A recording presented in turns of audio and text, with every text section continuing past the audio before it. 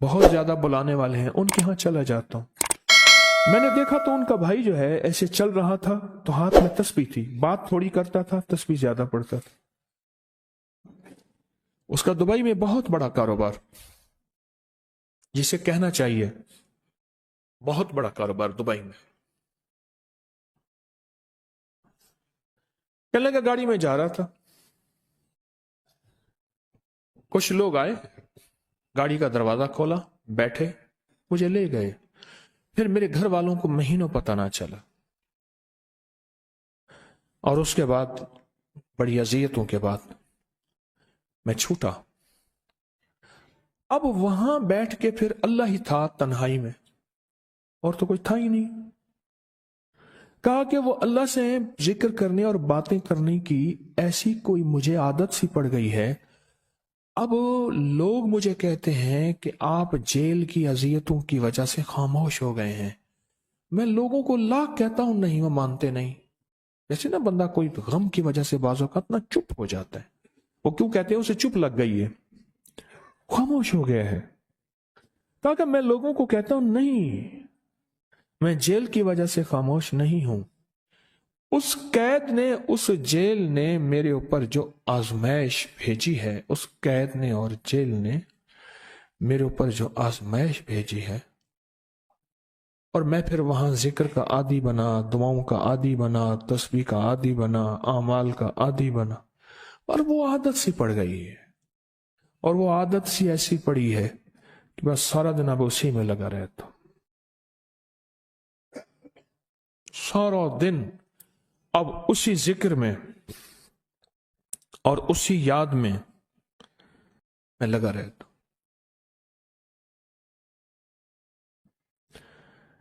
کہیں ایسا نہ ہو ہم بھی اگر ذکر سے غافل ہوئے، تسبیح سے غافل ہوئے، خدا نہ خواستہ ایسی آزمائش آ جائے، اور پھر ہم ذکر اور تسبیح اور اعمال کے عادی بن جائیں، اللہ سے عافیت مانگے۔ اور اگر ہماری زبانوں پہ تسبیح ذکر آ گیا ہے عافیت کے دنوں میں، تو سمجھ لیں یہ اس کی عطا ہے، یہ اس کی نعمت ہے، یہ اس کی کریمی ہے، یہ اس کا فضل ہے۔ اس نے بہت بڑی آزمائش سے پہلے ہمارے اوپر اتنا کرم کر دیا، اس کا بہت بڑا کرم ہے۔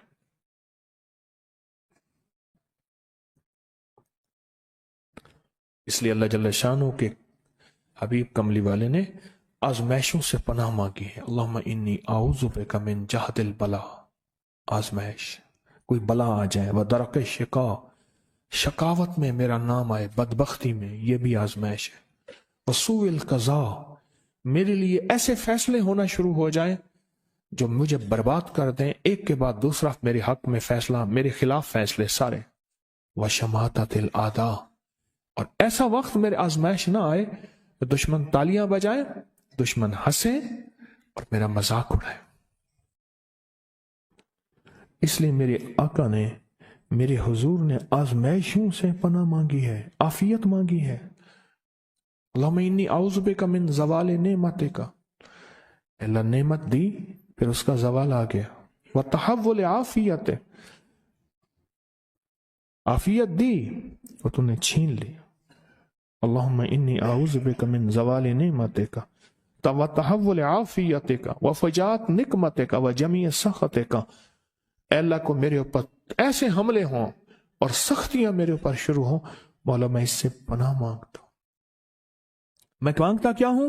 ربنا آتنا فی الدنیا حسنۃ، اس سے دنیا کا بہترین پیکج مانگتا ہوں، وفی الآخرۃ حسنۃ، تو اس سے آخرت کا بہترین پیکج، شاندار، لاجواب، بہترین۔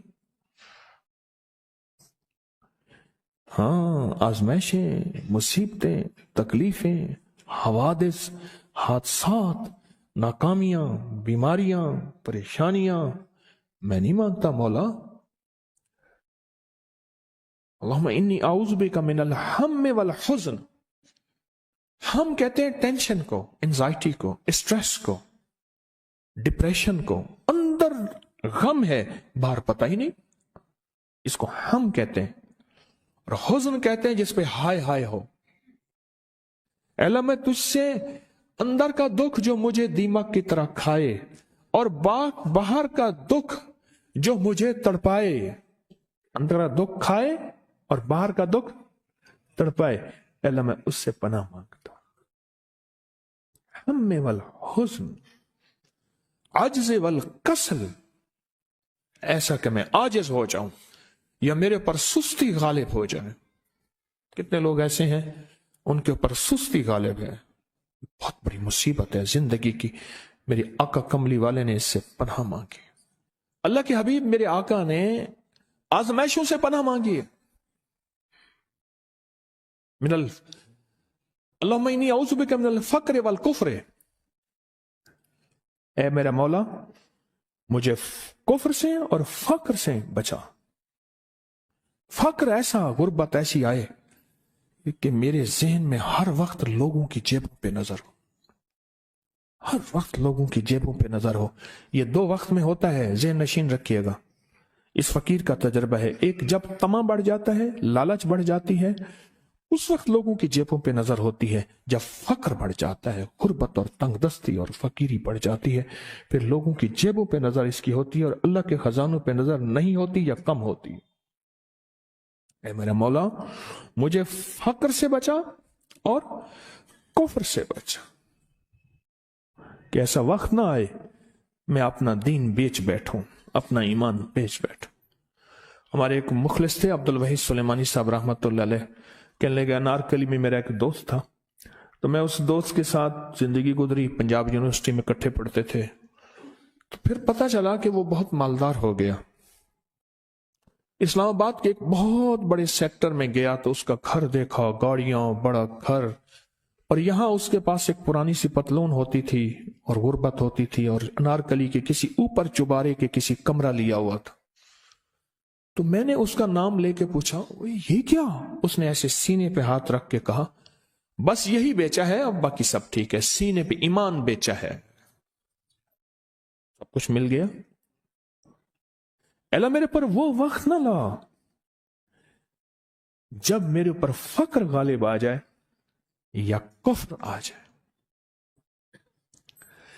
میرے آقا کملی والے نے آزمائشوں سے پناہ مانگی، اور آپ حضرات کتنے خوش قسمت ہیں، اس کی شان کریمی اللہ نے آزمائشوں سے بچائے، اور انشاءاللہ ان نام کی برکتوں سے، ان دعاؤں کی برکتوں سے، ان تسبیحوں کی برکتوں سے، اس اللہ کے نام لینے کی برکت سے انشاءاللہ اللہ اور آزمائشوں سے بچائے گا۔ اللہ نے بغیر آزمائشوں کے ہمیں اپنا نام دے دیا، اپنے نام کی تسبیح دے دی، اپنا ذکر دے دیا، اپنی یادیں دے دی۔ کسی جگہ منہ سے اللہ نکل جاتا ہے، کہیں رحمان نکل جاتا ہے، کہیں بسم اللہ نکل جاتا ہے۔ ابو عبداللہ مغربی فرماتے ہیں میں نے رسول اللہ صلی اللہ علیہ وسلم کو خواب میں دیکھا، عرض کیا مجھے اللہ سے ایک حاجت ہے، کس وسیلے سے دعا مانگوں؟ عرض کیا مجھے اللہ سے ایک حاجت ہے، کس وسیلے سے دعا مانگوں؟ کوئی عمل بتا دیں، کوئی وسیلہ بتا دیں آقا۔ میں نے حضور سے خواب میں سوال کیا تو آپ نے ارشاد فرمایا جس کو بھی اللہ سے کوئی حاجت ہو اسے چاہیے وہ سجدے کرے، یعنی 2 رکعت ادا کرے اور سجدے کی ہر رکعت میں 40 مرتبہ آیت کریمہ پڑھے، جو میں عمل میں بتایا کرتا ہوں، لا الہ الا انت سبحانک انی کنت من الظالمین۔ جب بھی کوئی مشکل ہو، الجھن ہو، پریشانی ہو، کوئی تکلیف ہو، کوئی مسئلہ ہو، تو میرے حضور نے فرمایا کہ تو ایسا کر، تو ایسا کر، تو کیا کر، تو نفل پڑھ، ہر رکعت میں سبحان ربی الاعلیٰ کے بعد 40 مرتبہ آیت کریمہ پڑھ، اور پڑھ ایسے ڈوب ڈوب کے، مانگ مانگ کے، گڑ گڑا کے، بھیکاری محتاج سائل اور منگتا بن کے پڑھ۔ اور حدیث میں آیا کہ کوئی مصیبت زدہ اس کو نہیں پڑھتا جس کی مصیبت دور نہیں ہوتی۔ آیت کریمہ کو فرمایا کوئی مصیبت زدہ اگر پڑھ لے اس کی مصیبت دور ہوتی ہے۔ اور ایک اور حدیث میں ہے کہ کبھی ایسا نہیں ہوا کہ کسی مسلمان آدمی نے کسی چیز کے لیے اسے پڑھا ہو اور اس کی دعا قبول نہ ہوئی ہو، اور اس کو ترمذی اور نسائی نے روایت کیا ہے۔ میرے آقا فرماتے ہیں کہ میں جب شب معراج میں میرا ایک شخص پر گزر ہوا جو نور عرش میں چھپا ہوا تھا،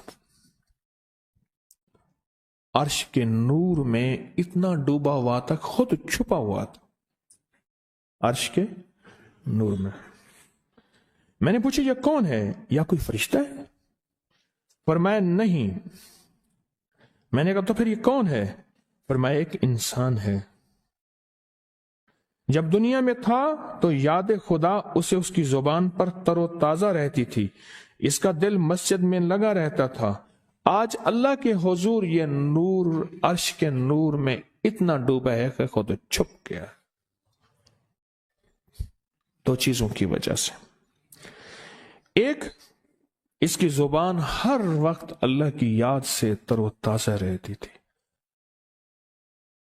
جو دم غافل سو دم کافر، میں نے مرشد سبق پڑھایا ہو۔ حضور کہتے ہیں میں مرشد کے پاس گیا، میں نے کہا حضرت کو نصیحت فرما دیں۔ فرمایا میری نصیحت یہی ہے، جس دم غافل ہوگا سمجھ لے وہ دم تیرا کافر ہے۔ اور کافر کے معنی اصل ہیں انکار کے، وہ تیرا دم اللہ کے ساتھ جڑا ہوا نہیں ہے۔ پر میں ذکر کرنے والوں کی مثال زندہ کی ہے اور ذکر نہ کرنے والوں کی مثال مردہ کی ہے۔